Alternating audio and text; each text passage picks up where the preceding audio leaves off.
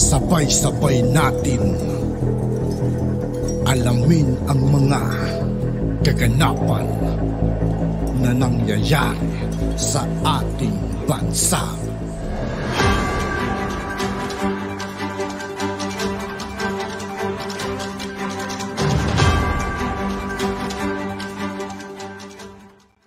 Yo, what's up mga kaibigan? This is I2K po again. Ngayon nandito ulit tayo sa channel ni Banat Kapanig TV. Dito ulit tayo magbibigay ng komento at reaksyon. Kaya samahan nyo guys. Let's go! Ito ang balitang pinag-uusapan ngayon sa mundo ng social media, kung saan ay pumabor na rin ang Public Attorney's Office sa pangunguna ni Attorney Preselda Acosta sa lahat ng mga mambabatas na isusulong ang death penalty sa bansang Pilipinas. Ngunit hindi lamang daw sa mga drug cases magpupokus ang nasabing panukala ng kaparusahang kamatayan, Dapat kasama yung mga korap dito, mga korap na gobyerno. Parusahan din ng kamatayan or death penalty ang mga kaso ng murder, kidnapping, carnapping at plunder, kung saan ay pananagutin ng mga mambabatas ang mga tauhan or ilang executives na nagnanakaw sa kaban ng bayan. Pero bago ang lahat mga kapanig, kung bago ka pa lamang sa lahat ng hindi pa nakasubscribe mga kaibigan kay Banat Kapanig TV, mag-subscribe na po tayo at huwag nyo rin pong kalimutan mag-subscribe dito sa aking channel.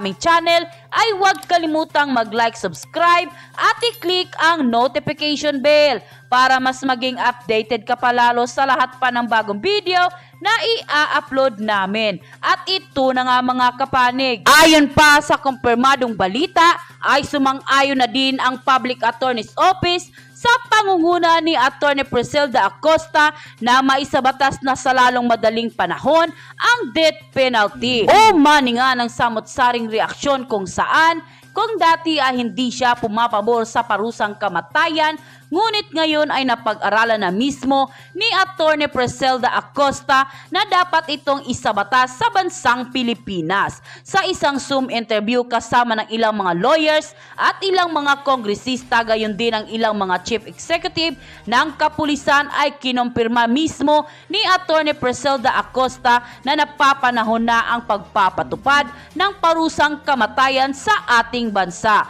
Sa iba't ibang kriminalidad na nangyayari ngayon sa ating mahal na bayan patungkol sa mga drug-related cases, anomaly at napakarami pang kaso, ay tila napapanahon na para sa bansang Pilipinas na tanggapin na dapat lamang ibigay ang karampatang parusa sa lahat ng mga lumalabag sa bansa. Sa naging sono nga noon ni dating Pangulong Rodrigo Roa Duterte, at sinabi niya agad-agad magkaroon ng plano ang Kongreso at ilang mga mambabatas na maisabatas na ang nasabing panukalang death penalty. Sa nasabing Zoom interview ay pinatunayan mismo ni Attorney Acosta na ang mga tao o mga personalidad na lumabag sa batas ay dapat lamang magkaroon ng karapatang parusang kamatayan. Sa naging balitang ito ay mukhang mapadali ang pagkakaroon ng death penalty sa bansang Pilipinas. Ngunit ano nga ba ang kaparusahang kamatayan at ano nga ba ang mga kasong dapat bigyan ng kaparusahang death penalty?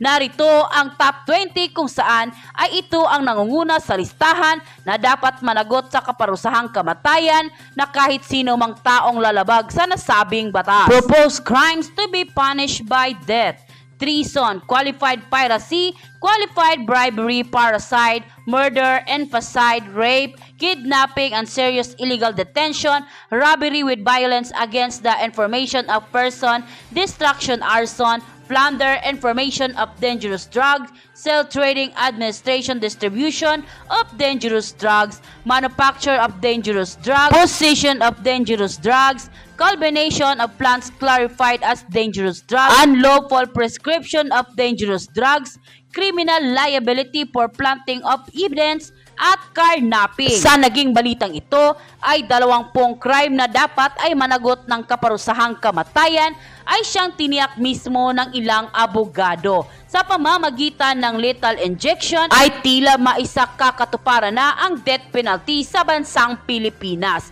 Bukod sa pangingidnap, pangangarnap at mga drug-related cases ay pasok din ang pandarambong at plunder sa kasong death penalty sa bansang Pilipinas.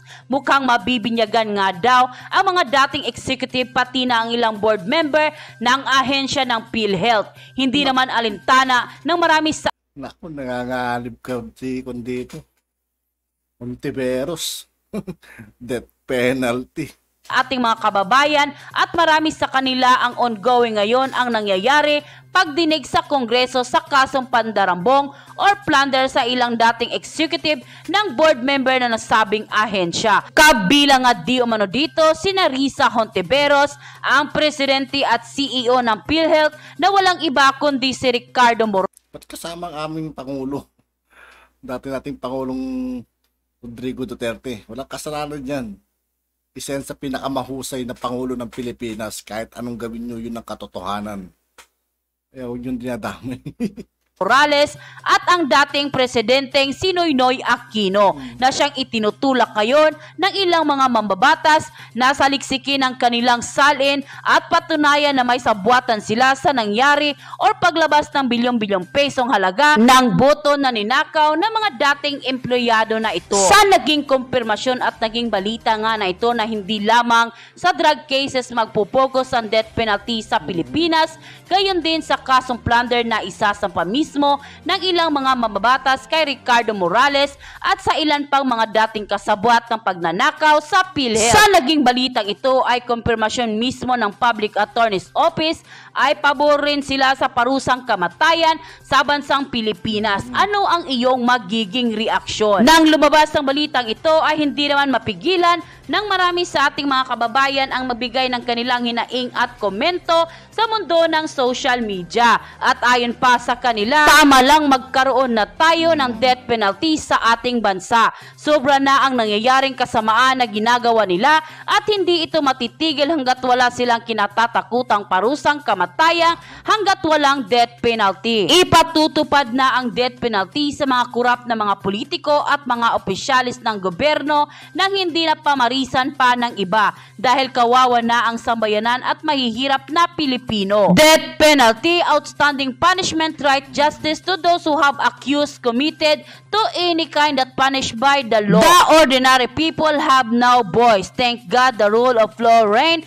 Let justice begin. To be honest, kaya napakaraming magnanakaw sa kaban ng bayan ay dahil walang karampatang parusa para sa kanila. Kaya dapat ibalik ang nagbigay ng sample para matakot ang mga kababayang Pilipino para hindi gumawa ng masasama. Dati naman may death penalty tayo, inalis lang dahil sa pagnanakaw sila sa pondo ng gobyerno. Bakit kung alam mong wala kang ginagawang mali, support our president. And go! Specifically by Congresswoman Stella Kimbo and the findings that they came up with.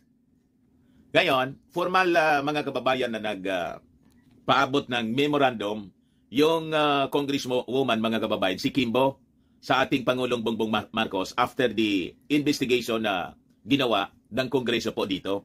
Kaya sabi dito mga kababayan sa balita, in a memorandum to the President by Marikina Representative Stella Kimbo, who led the Committee on Agriculture and Food hearings at the House of Representatives, she stated that substantial evidence has been uncovered pointing to the existence of an onion cartel, as she shed light on the causes behind the surge in onion prices in 2022. So, matatanda natin na naging controversial po. Wala nang ibang kwento noon yung tungkol sa sibuyas. Umabot sa more than 600 pesos yung presyo nito.